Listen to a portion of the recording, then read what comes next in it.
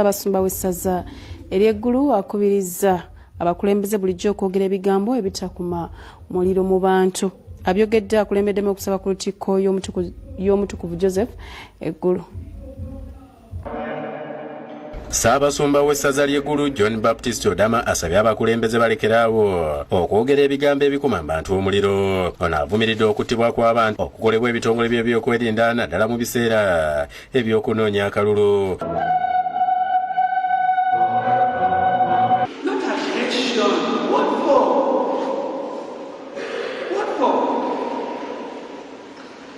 Uganda is too big for us at the moment. What are we rushing for? What are we competing for? Abyogeredde ku lutikko y'omutukuvu Joseph eggulu mu kusaba kw'amazaalibwa. Odama asabidde emirembe mu kulonda okunaabaayo omwaka ogujja. Even the role of being leaders in this country, the years are still too many. We shall not finish them. Ate mu mmisa eyimbiddwa ku lutikko e Nyamitanga, Ssaabasumba Lambert balina omugisha yakulembeddemu okusinza.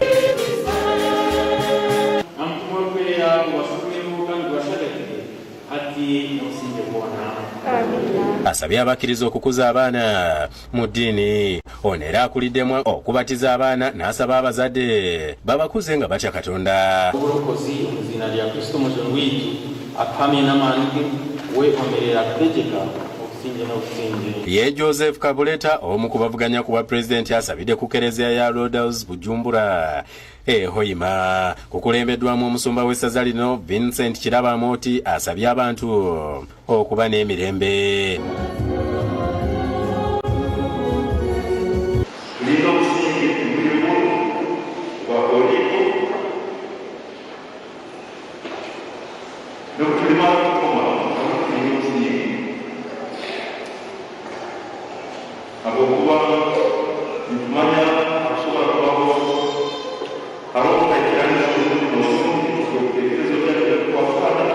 Awabudde ku kutangira COVID-19 okusaasaana. Ate ye Reverend Samuel Kahuma Akwoli omulabirizi wa Bunyoro Kitala mu kusaba okwa Ssekukkulu asabye abantu batambulire mu kitangaala. Twehale obukambwe, twehale kubazanga na kubi, twehale n'abaana baitu tubateerere, abaana baitu tubahane, ensi yaitu netusiisikala, twekamba okuteekanga namwe ekitiinisa. Ate Reverend Father Judy Kyagulanyi okuva Empala asabye abantu okumanya nti ekirwadde kya COVID-19 gye kiri era abafube okulaba nga bakyewala. Okwogera bino asinzidde mu maka ga Wire Golola Ensanje mu kusaba okutegekeddwa mu maka gano.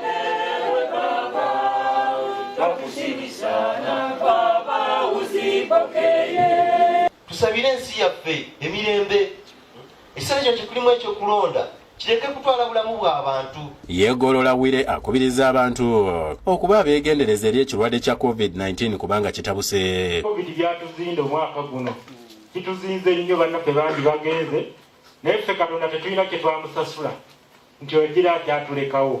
Katonda era kigambo nga Katonda. N'abalokole nabo beetabye mu kusaba okwa Ssekukkulu era ng'okubuulira kwetoololedde ku kirwadde ki COVID-19. Omusumba w'ekkanisa y'Emutungo Community ku luguudo lw'Entebbe Pastor Tommy Simba alabudde abantu obutakyawagana nakubagana lw'akalulu.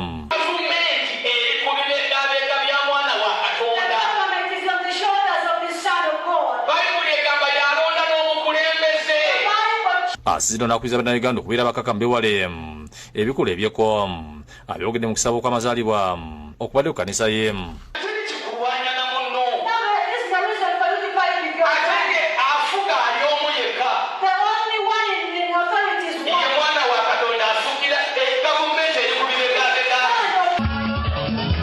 Yo kanisa ya Christian Church Musumba Samatovo yakulemera okusiza okutendereza ebikujuku by'amazaalibwa akubiriza Bannayuganda okusabira abakulembeze abesimbyewo. Uganda bannange ndi wano kubanga mbategeeza ndi tusabira abakulembeze tubateeke mu maaso ga Mukama.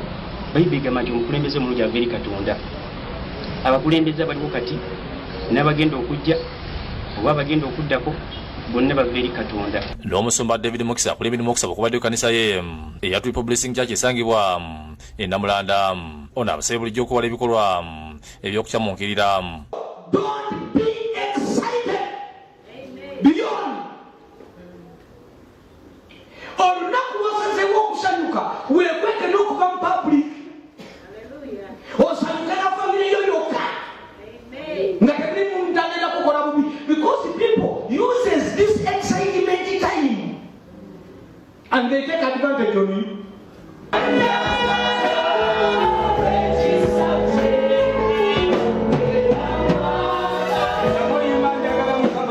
Y'omutabuzi w'eddagala ly'ekinnansiko Jja Kitonsa aliko abantu bawadde ebiro basobole okusanyuka ku lunaku luno. Atukulidde ensonga lwaki agabudde abantu ku Ssekukkolo. Ono asiimiddwa aba Parliamentary Youth Awards era awadde banyukwasiriza emmengo. Asinze mu bahabu okulabika nga akola emirimu emirungi, netusalawo naffe tumusiime bulungi. Batuwulidde kubasinzidde okulonda Kitonsa. Ayambye famire ez'abantu okubeera nga zitebenkera n'abafunira n'eddagala esobola okubayamba mu ndwadde ez'enjawulo. Ndi musanyufu nnyo nti omuntu ali mu kyalo, omuntu abadde ali awo ng'agaya eddagala lyaffe lyabo, agamba biki ebintu ehabo tebirina makulu, kati kye tulina okumanya nti kirina amakulu. Ne nebaza n'omukulembeze w'eggwanga nti etteeka erituluŋŋamya yalitaddeko omukono. Ate omudigize Donizero olwaleero Ssekukkulu asize okugisabira ewa Pastor Wilson Bugembe. Donizero agambye nti yakamala emyaka 8 nga tayingira mu ssinzizo lyonna. Maze emyaka ndowooza nga 8 sibeera mu kifo tebakkiririzaamu. Emyaka 8 nga toli mu kyaki?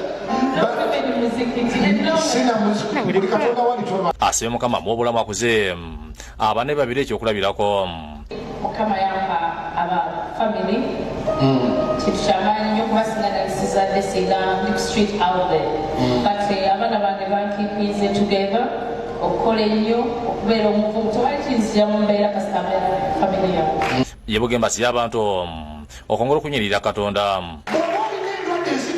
If you have endless sicknesses, joy to the world. Essanyu mu nsi. Ndi ono Yesu yawonya ebyalema abaloko abasamize abalwadde.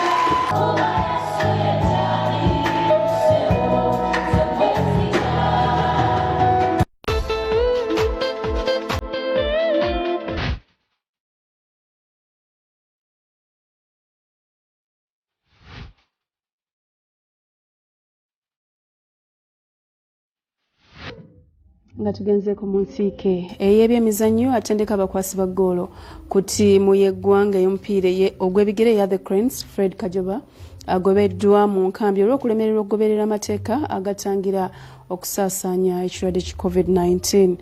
Cranes yeetegekera empaka za Africa eza CHAN ez'abazannyi abazannyira awaka ezigenda okubeera mu ggwanga lya Cameroon omwaka ogujja. Kulazamu TV osaasanye kitono, funa ebisanyusa osigale ng'olaba empira gya German Bundesliga ng'oli mu makaago.